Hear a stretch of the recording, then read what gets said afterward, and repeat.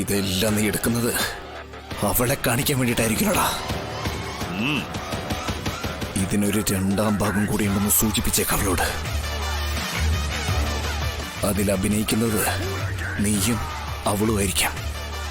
സുസ്മിത ചത്ത് മലച്ചു കിടക്കുന്ന അഭിനയം. അത് അഭിനയിക്കല്ല, ജീവിതമാണെന്ന് നീയൊക്കെ മനസ്സിലാക്കുന്ന അങ്ങ് പരലോകത്ത് ചെന്നായിരിക്കും. കേട്ടത്തും ഞാൻ രണ്ടിനി വെള്ള പുതപ്പിച്ച്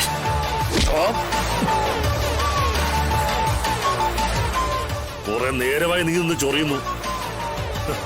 ദുഃഖക്കടലിൽ കിടക്കുകയല്ലേ, ആ സങ്കടത്തിന്റെ കുത്തലാന്ന് കരുതി ഒന്ന് കണ്ണടച്ചപ്പോ പിന്നെ അവൻ നെഞ്ചത്തോട്ട് കയറിയണം.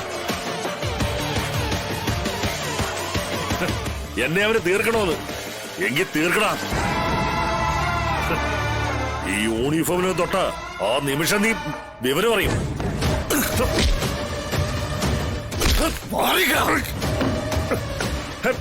വേണ്ട, നിക്കട്ടെ.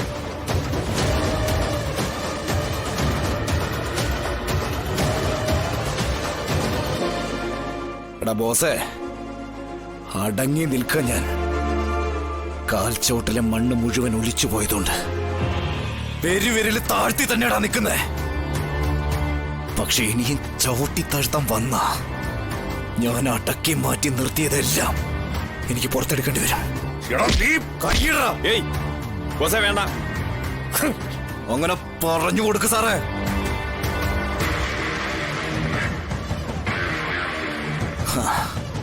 ഈ പ്രശ്നങ്ങളെല്ലാം ഒന്ന് ഒതുക്കി തീർത്തിട്ട് നമുക്കൊന്ന് കാണാം ചന്ദ്രബോസേ. നമ്മൾ തമ്മിലുള്ള സെക്കൻഡ് വാറ് നമുക്ക് അവിടെ തുടങ്ങാം. അതുവരെ നീ ഇപ്പോഴത്തെ വിജയം അങ്ങ് ആഘോഷിക്കേ.